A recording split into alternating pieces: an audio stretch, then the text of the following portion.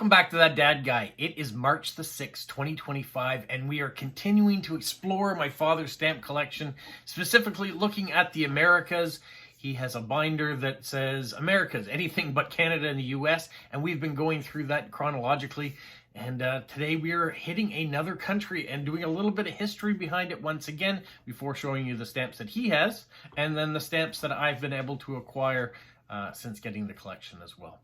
If this is your first time finding my channel, thanks so much. Make sure you go back and check out some of the older videos too. See how we got to where we are today. If you're interested in stamps, there are lots of stamp videos. If you're interested in mail-related things, I'm a mailman. There are some mail-related things in my catalog as well. And post-crossing and Lego and maritime trips and world trips. Yeah, whatever I get up to, I try to take you along with me. So today we're doing some stamps. Make sure you like, you subscribe, you leave positive comments, you share with other people, and you put the notification bell on so you don't miss out on anything, including live streams. We do two of them a week, so we keep you busy with lots of content to see. All right, let's get into today's country. It is Ecuador. What do you know about Ecuador? Well, the capital is Quito. The official language is Spanish.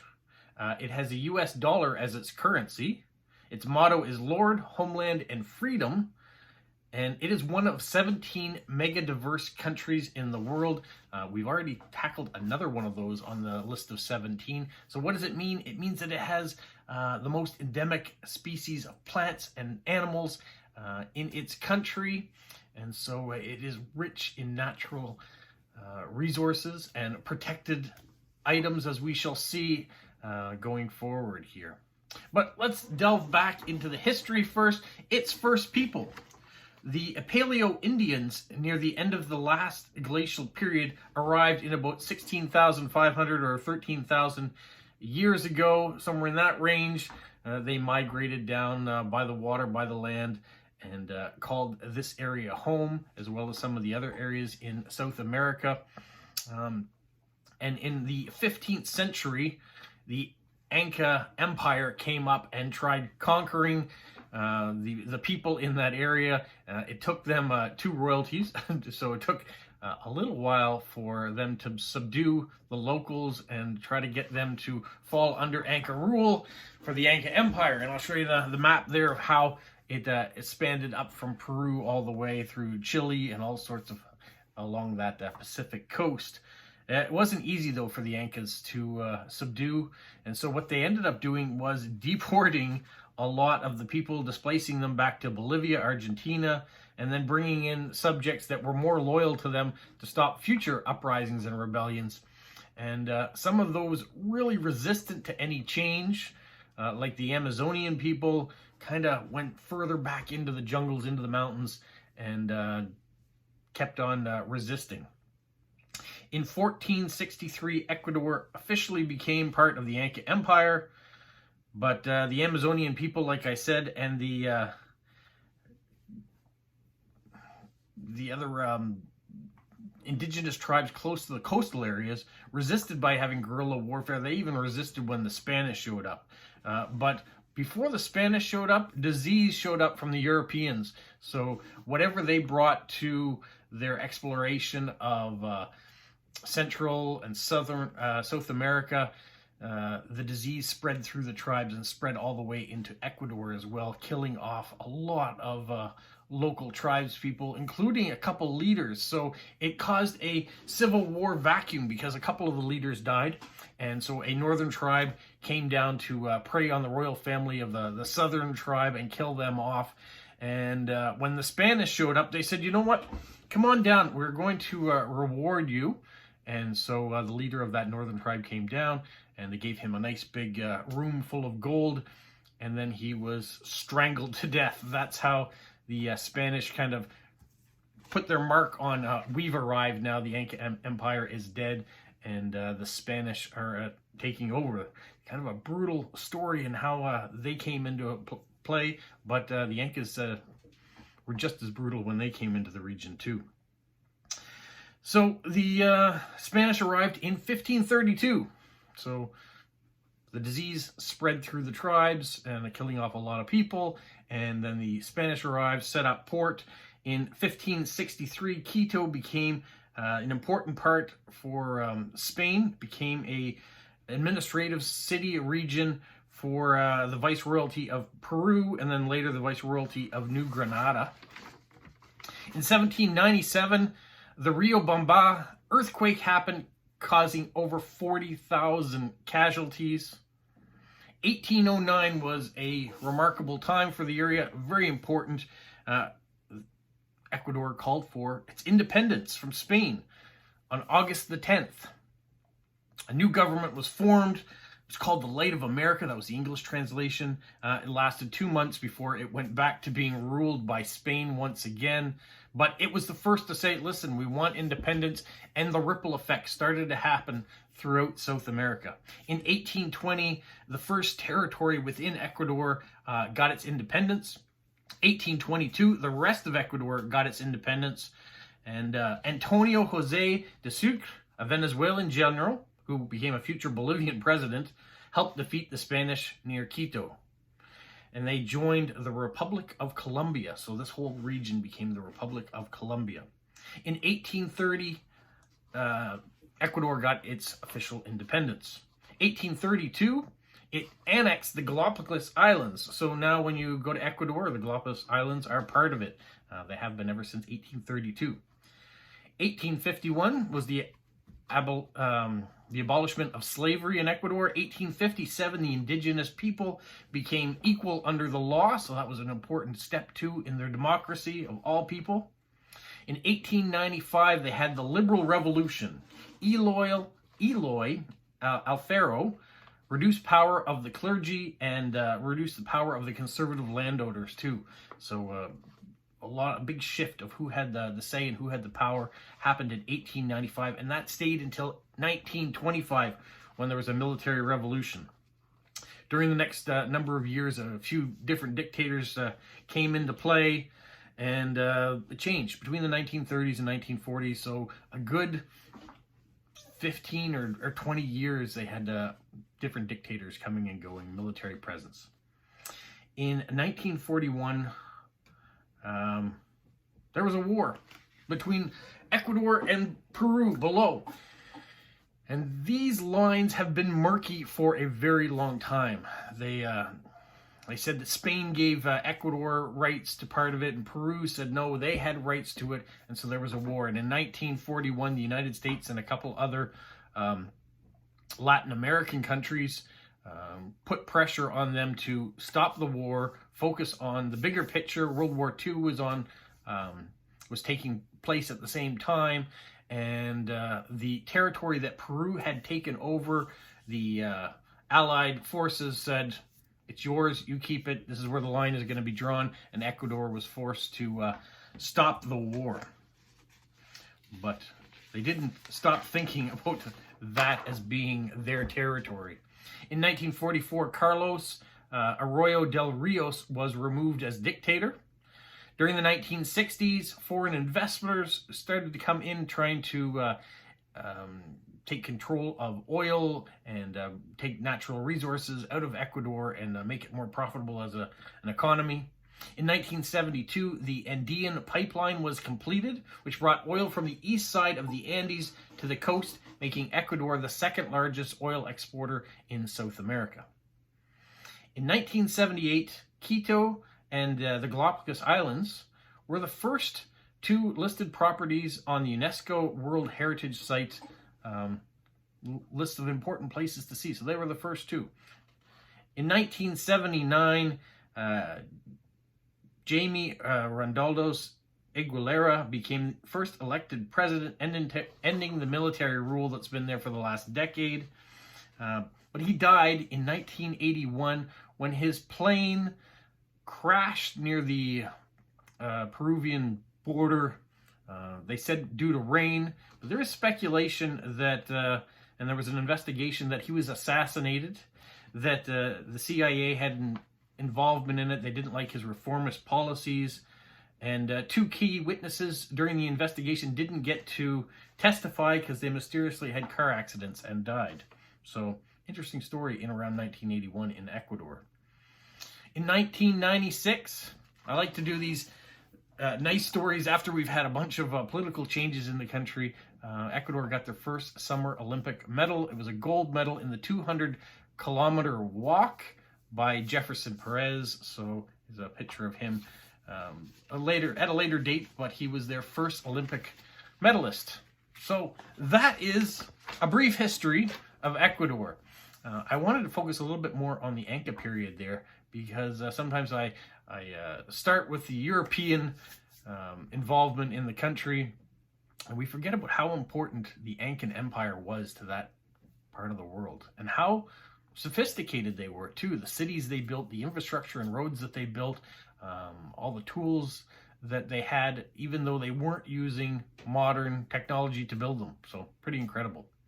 All right, so what I want to do next is switch focus. Let's talk about some stamps. We're going to start with the one page of Ecuadorian stamps that my father had collected, and then we're going to get to the ones that I've added since. So once again, no Scott numbers in this. He has just added the few that he has onto the page, and you can see they are from a couple different time frames, but mostly within the last 50 years, let's say. Interesting themes in there too. That's a nice 2000 Olympics.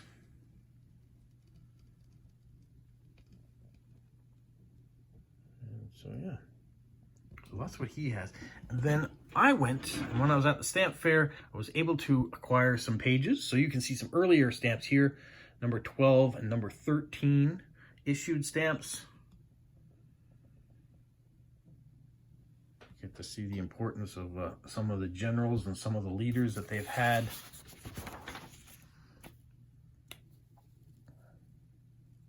These are the stamps that I love, these early ones.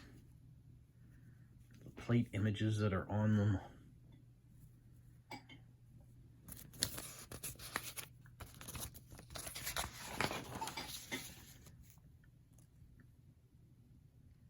Sometimes the images aren't all that changing. If they use the same images, change the color over and over again, but they do eventually get a little bit different. And you can see some of them have multiple stamps underneath.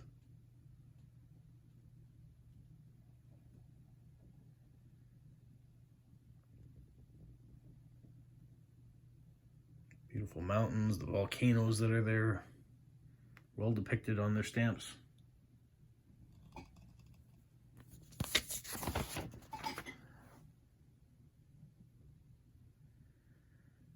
I believe these pages I mostly got last month.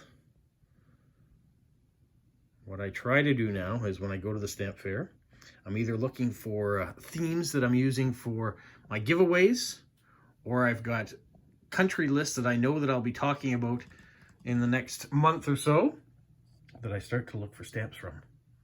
So tomorrow is another stamp fair for me. And so I have a list of countries that I think I'll be getting to over the course of the next month. And I'll see if I can find some stamps from them too. It gives me a chance to show you more of what these countries have to offer. When my father was collecting the stamps, that's a beautiful stamp. I don't think he had a lot of supply from South America. So his collection was very small. And I've learned that a lot of collectors aren't collecting that. They tend to collect European countries or their own countries, depending where they are in the world. These are some nice stamps too. And so I want to really showcase the beauty of the stamps in the other Americas, as we will continue to call it for right now.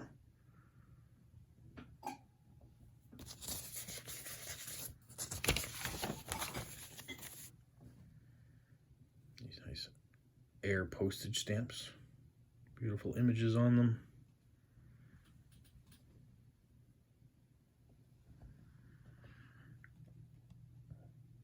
I still haven't decided what I'm going to do. Am I going to leave them in these books? Am I going to pull them all out, put them on Vario pages, maybe put the Scott number next to them, beside them? A lot of original stamp collectors would take the pencil and write on the back of the stamp, especially if it's a used stamp, and would write the Scott number on the back. That could be done, because I'm sure some of these already have it. That is not Ecuador.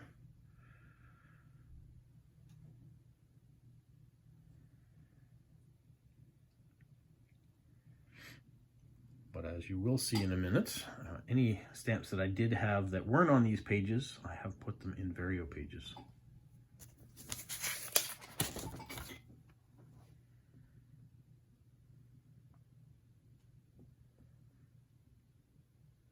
Lions Club stamp.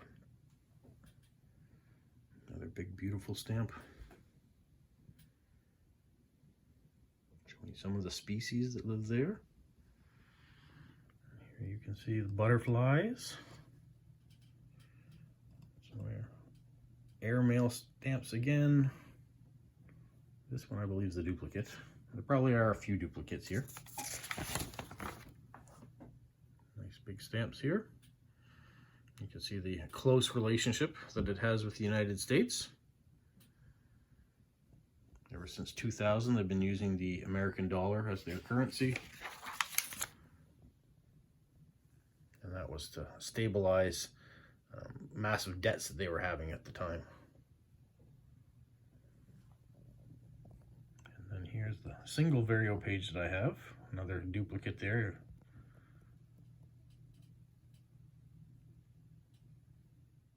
A very quick look at the history of an important region in the world and its impact on global trade, whether it be oil, whether it be the natural resources it has that it is protecting, animal life, its plant life species, its UNESCO World Heritage Sites for the history that are in those areas too. Pretty important piece of history there that I don't think a lot of people talk about. I know we didn't learn a lot about it when I was going through school, so it's nice to be able to research it now. And some really beautiful stamps that Ecuador has put out.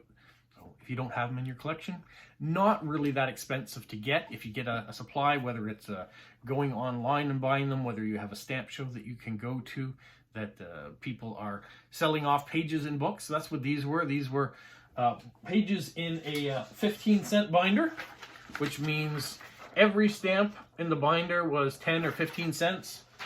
So I used to just take the full pages as they were so I could have as many possible stamps. And it didn't cost me a lot in the end to do, which is a nice thing about stamp collecting. You don't have to be rich in order to collect, and you can collect what you like. You can collect where you like from, and my channel's just showcasing that. Showcasing what my father's passion was, the collection that he has created, and going forward, what I am able to add as additions. Hopefully you like it. Hopefully you'll keep tuning in every week at least to see these segments, but if not, tuning in every day to see all the different things that I'm talking about and showing. I really appreciate all of you for continuing to come along on this journey. We have grown substantially in the last little while, and hopefully we will continue to grow and touch more people and have more people come to the channel and help contribute and be a part of the giveaways that we do every month, and the sponsors that I now have coming in, not paid sponsors, but partners, people that are willing to help continue the journey. So thank you so much to them. Thank you so much to you guys for watching. Have a magical week. What, Polo? You say like, subscribe, share, and tell all your friends. Who's a good boy? Who's a good boy? Bye. While editing this video, I realized I say Anka instead of Inca.